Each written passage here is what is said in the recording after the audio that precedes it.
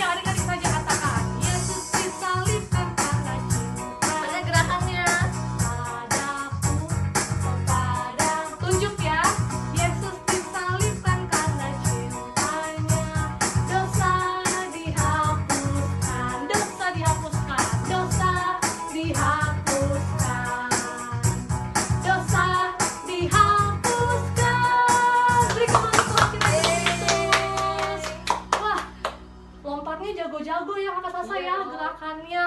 Semangat semua anak-anak sekolah minggu GPD Sola Gracia. Tadi kita sudah memuji nama Tuhan, dan sekarang kita akan mendengarkan cerita firman Tuhan. Nah, sebelum kita mau mendengarkan cerita firman Tuhan, mari sama-sama kita berdoa. Adik-adik ikutin kakak Sisi berdoa. Semua lipat tangannya, tutup matanya. Ikutin kakak Sisi berdoa.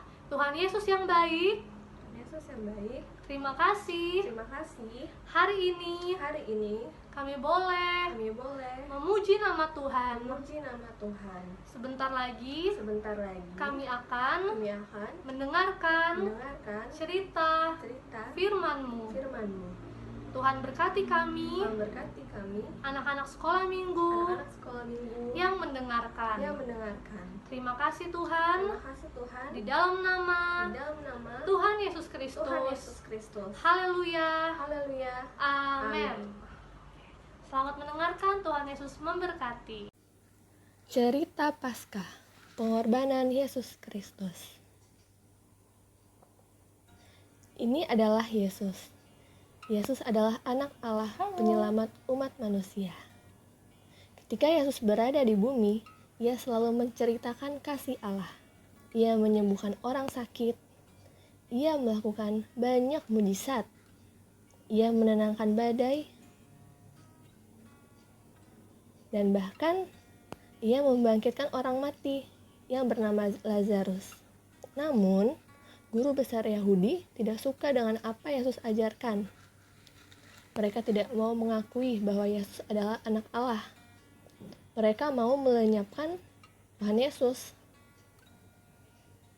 Seketika, datanglah salah satu murid Tuhan Yesus yang bernama Yudas Iskariot. Ia berkhianat. Ia mau menjual Tuhan Yesus ke orang Yahudi sebesar 30 keping perak. Ia mengetahui di mana Yesus berada. Ia membawa pasukan Romawi untuk menangkap Yesus. Kemudian Yesus dibawa ke hadapan meja pengadilan imam-imam Yahudi. Yesus diadili. Mereka menanyakan, apakah Yesus anak Allah? Jawab Yesus, engkau telah mengatakannya. Kemudian mereka menganggap Yesus bersalah dan pantas untuk mati. Kemudian mereka membawa Yesus ke hadapan Pontius Pilatus. Ia mendengarkan pengaduan imam besar mengenai Yesus. Namun, ia tidak menemukan kesalahan pada Yesus. Ia berniat untuk menghukum Yesus dan melepaskannya kembali. Namun, sebagian besar orang Yahudi tidak senang dengan keputusan Pontius Pilatus dan berteriak untuk menyalibkan Yesus.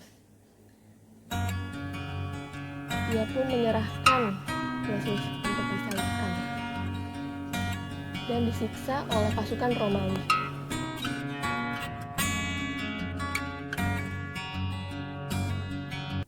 Yesus sangat tersiksa. Mereka mencabik jubahnya, memahkotainya dengan mahkota duri. Yesus sangat menderita. Ia tidak mampu untuk berdiri. Dia harus memikul salibnya naik ke bukit, bahkan tidak sanggup lagi untuk memikul salibnya. Hingga pasukan Romawi menyuruh seseorang untuk membantu Yesus. Seketika sesampainya di bukit, di tempat penyalipan, pasukan Romawi memahku tangan dan kaki Yesus dan menyalibkannya. Kemudian seseorang berkata kepada Yesus, Engkau adalah anak Allah, turunkanlah dirimu dari kayu salib. Yesus menyadari dia harus mati untuk menebus dosa manusia. Kemudian kegelapan terjadi di tempat itu selama 3 jam lamanya. Seketika setelah Yesus mati, terjadi sesuatu di bait Allah, di mana tirai tempat kudus Allah terbelah menjadi 2. Setelah itu, pasukan Romawi pun menyadari dan mengatakan benar bahwa Yesus adalah anak Allah. Kemudian datanglah seorang imam besar meminta izin untuk menguburkan Yesus. Selama 3 hari itu, Yesus berada di kuburan, seperti tidak ada harapan. Namun pada minggu pagi, para wanita datang untuk melihat kubur Yesus. Mereka menemukan kubur Yesus kosong. Datanglah seorang malaikat berkata, "Jangan takut, sebab Yesus sudah tidak ada di sini, karena ia telah bangkit." Mereka mengingat akan perkataan Yesus bahwa ia akan bangkit pada hari yang ketiga. Mereka sangat bersuka cita dan berlari menemui murid-murid Yesus, mengatakan kepada mereka bahwa Tuhan Yesus telah bangkit. Yesus bersama dengan para muridnya selama 40 hari. Yesus menunjukkan bukti kebangkitannya pada murid-muridnya. Yesus menjelaskan arti pengorbanan, bahwa Bapa mengorbankan anaknya yang tunggal, supaya setiap orang yang percaya kepada Yesus, ia akan selamat dan memperoleh hidup yang kekal. Jadi adik-adik, Tuhan Yesus itu mati di atas kayu salib untuk menebus kita dari dosa-dosa kita. Nah, Tuhan Yesus itu sangat mengasihi adik-adik, sangat mengasihi kakak, adik, mama, papa, dan semuanya. Oleh sebab itu, kita sebagai anak-anak sekolah minggu harus hidup mengasihi Tuhan, harus hidup mengasihi kakak, adik, mama, papa, dan semua orang. Karena Tuhan Yesus sudah dahulu mengasihi kita. Oke? Baik, kalau gitu sekian cerita firman Tuhan pada siang sore hari ini. Biar kita semua diberkati Tuhan ya. Sampai bertemu lagi di sekolah minggu berikutnya.